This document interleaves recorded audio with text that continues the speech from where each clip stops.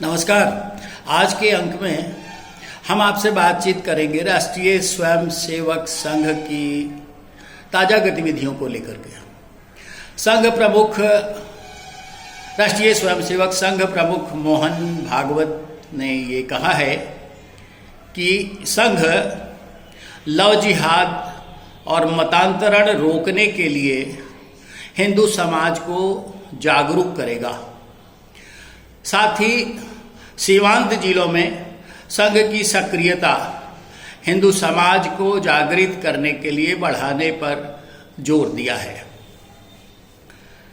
पिछले दिनों लखनऊ आए अवध प्रांत की बैठक में शामिल होने श्री मोहन भागवत ये बात कह गए कि हिंदू समाज को धर्मांतरण और लव जिहाद जैसी बुराइयों के खिलाफ जागृत करने और संगठित करने की उनकी सक्रियता बढ़ाने पर ज़्यादा जरूरत होगी।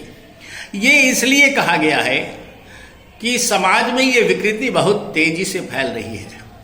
संघ को लगता है कि ऐसी विकृतियां समाज में विद्वेष पैदा करेंगी।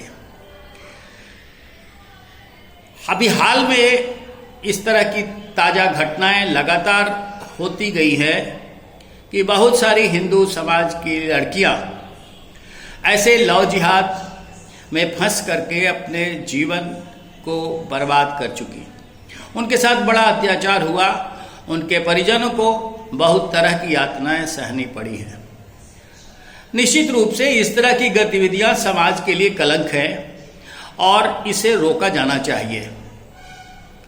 राष्ट्रीय स्वयंसेवक संघ हिंदू समाज को जागृत करने और संगठित करने का अभियान विश्व भर में चलाता है।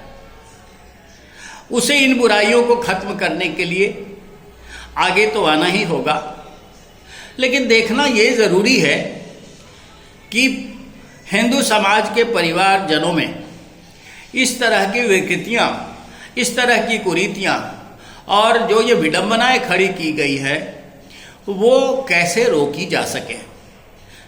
निश्चित रूप से इस तरह की बुराइयों को रोकने के लिए परिवारों को जागृत करना होगा। उन्हें जागृत कराने के लिए अगर समाज का कोई अगुआ संगठन आगे आता है तो इसमें बुरा भी नहीं है।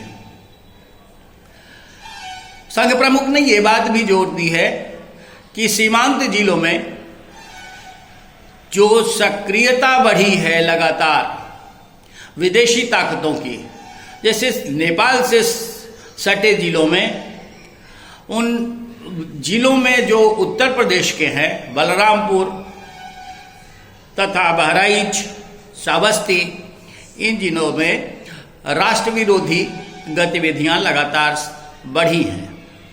वहाँ विध्वंसक कार्रवाई हो रही है और साथ साथ जो संगठन है जिहादी संगठन, उनकी सक्रियता बढ़ने से समाज को खतरा उत्पन्न हो रहा है।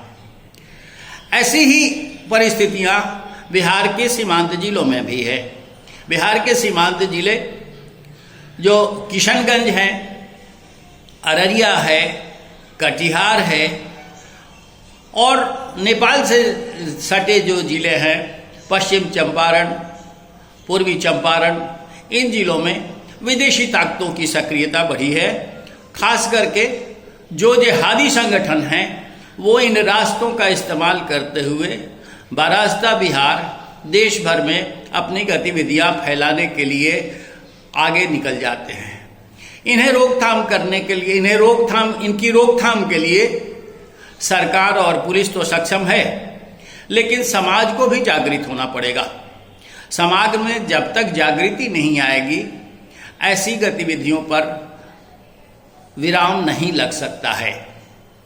मुझे आवश्यकता इस बात की भी लगती है कि संघ प्रमुख की बातों के अलावा समाज में जब तक लोग सचेत न रहेंगे, लोग इस तरह की बातों पर ध्यान नहीं देंगे कि उनके परिवार में उनके बाल बच्चे, उनके सदस्य घर के किस तरह की कार्रवाई और किस तरह की जीवन शैली बिता रहे हैं, जब तक वो इस पर सचेत नहीं रहेंगे तब तक ये संभव नहीं है कि ऐसी कुरीतियों पर विराम लग सके।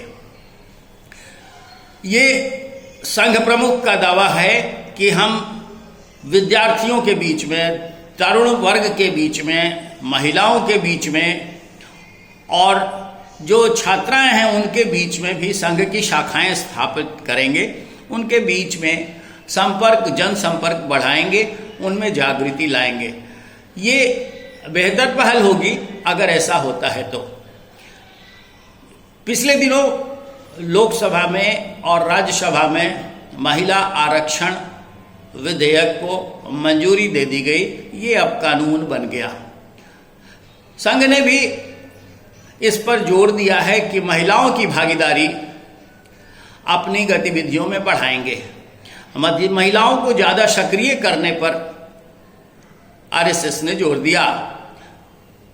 राष्ट्रीय सह सरकार्यवाह अरुण कुमार जी ने पिछले दिनों लखनऊ में और उत्तर प्रदेश के अन्य शहरों में ऐसी बातें कही है। इस तरह के अगर प्रयास होते हैं, राष्ट्रीय स्वयंसेवक संघ अगर महिलाओं की भूमिका को बहुत अधिक महत्व देता है और शाखाओं से लेकर के अपनी सारी गतिविधियों में इन्हें आगे लाता है, तो ये बड़ी अच्छी पहल होगी। और जो सरकार की चेष्टा है कि महिलाओं को हर क्षेत्र में आगे लाना, महिलाओं को हर क्षेत्र में आरक्षण देना, तो संघ भी अपनी इस पहल से बेहतर काम कर सकेगा महिलाओं के लिए और महिलाओं को हर क्षेत्र में, समाज के हर गतिविधि में आगे लाने की कोशिश सार्थक हो पाएगी। मुझे लगता है कि अगर राष्ट्रीय स्वयंसेवक संघ ऐसी गतिविधियों को निरंतर संचालित करते हुए उन्हें विकसित करे तो एक अच्छा संदेश समाज के लिए गठित होगा और लोग उसका अनुसरण कर पाएंगे। सिर्फ महिला आरक्षण की बात नहीं, समाज को कुरीतियों के प्रति सजग करने की ही बात नहीं, समाज के हर क्षेत्र में, चाहे वो हिंदू समाज हो या फिर हमारे समाज के अन्य धर्मों के अवलंबी जो हैं, उन सब के बीच में इस तरह की सक्रियता आवश्यक है। संघ प्रमुख ने इस बात पर भी जोर दिया है कि बौद्ध धर्म, जैन धर्म और हिंदू धर्म के बीच आपस में तालमेल, सद्भाव बढ़ाने की आवश्यकता है। ऐसे हिंदू समाज के बीच में इस तरह का भी जागरण करेगा संघ, तो ये भी अच्छी पहल इसलिए हो जाएगी।